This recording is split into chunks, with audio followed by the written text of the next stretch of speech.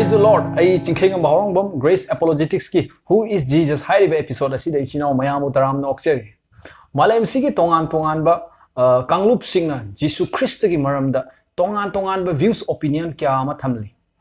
Kanglup kharana mahak se maichau amani hairi.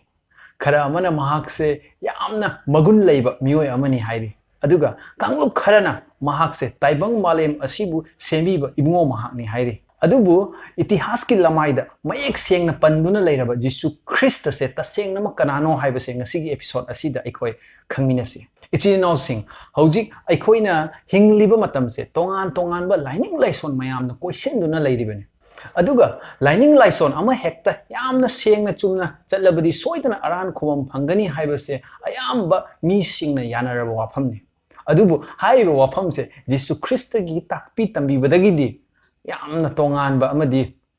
khetnaba ama oiri maram aduna Jesu Christ haiba miyoi ase tasengna ma kanano haiba se khangdaba tangai phade haijaninge haukiba chahi lising ani gi mathaktagi miyamna ngasi phawba yanaraba historical oiba mapu ibungogi wahai hairagadi Bible na Jesu gi maramda kari hairi haiba ikoi ngasi yengminasi aduga misingna yamna toina Jesu gi maramda hangba wahang ahumgi paukhum pinanaba asigi episode asida ay honajage ahanbo wahang haragadi Jisuna mahak leisema mapu ni haiduna claim tawkhibra haibasine aikoi Bible da asigi matang da kari hairi haiba ko yengminasi Jesu Christ na Bible gi John chapter 10 gi verse 30 da asumna hairi ai amasung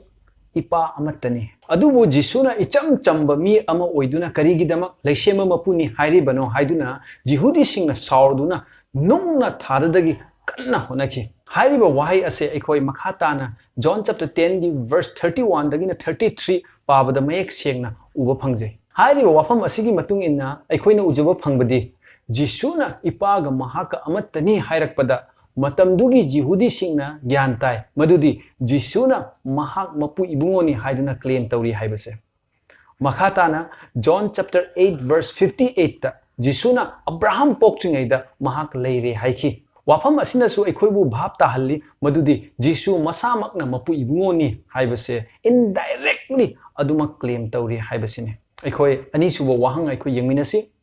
anisuba wahangda Jesu gi seboksingna Jesu bu leisema mapu ni haina laukhibra aikhoi Jesu gi sebok John ne iba apho wapau John chapter 1 verse 1 ga 14 gana kari hairi haibase aikhoi yengminasi ahanbada wahai adu leirami wahai adu leisema mapu ga leiminarami amasung wahai adu leisema mapu oirami wahai aduna sayolaktuna haibadi hakchang panba oiraktuna aikhoi gi irakta leirami panjakhraba verse asidagi aikhoi yamna sengna uba phangi madudi Jesu Christ se leisema mapuna hakchang paladuna aikhoi gi irakta mioiba amagumna leikhi haibasine Thomas kauba Jesu gi sebok amana Jesu da John chapter 20 verse 28 ki matung ina aigi ibungo aigi leisema mapu haina kaukhiba matamda Jisuna Thomas pu adumna leisema mapu haidna kauganu haina thingkhiba ikhoi thengnade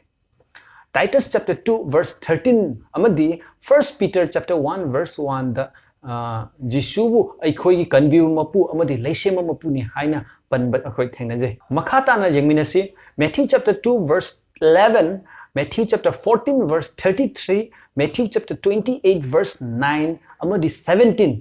Luke chapter 24 verse 52 John chapter 9 verse 38 panjakhraba scripture reference singsigi matung inna tongan ba mioi singsinasu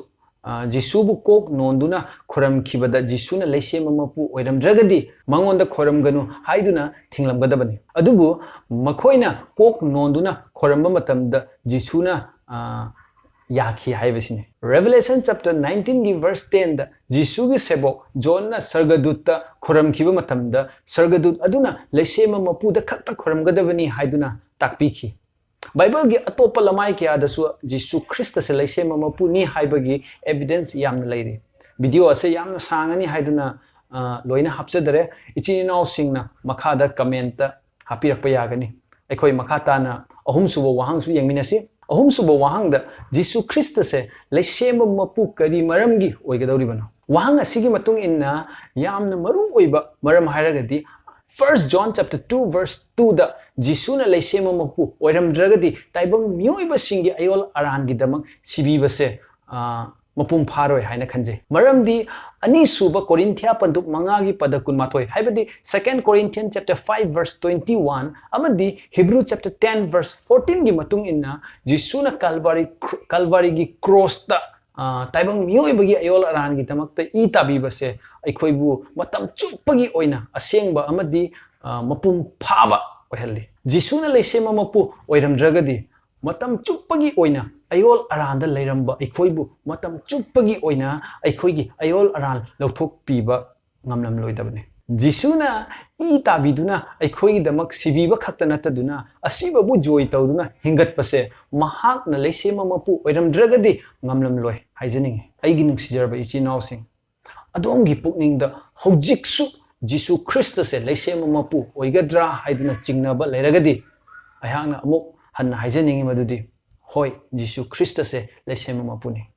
maramdi Jesu Christa masamak nasu claim tawri mahak leisema mapuni haiduna amadi mahak ki seboksing nasu mahak se leisema mapuni haiduna thajai Revelation chapter 1 verse 8 Revelation chapter 22 verse 13 gi matung inna ahoba amasung aroiba haibadi alpha amasung omega se Jesu Christa masamak ni hairi ichi nausing Bible gi John chapter 14 verse 6 da Jesu na sumna hairi lambi adusu achumba adusu hingba adusu aini aigi ipana natanadi kanana su ipagi mafamda thungde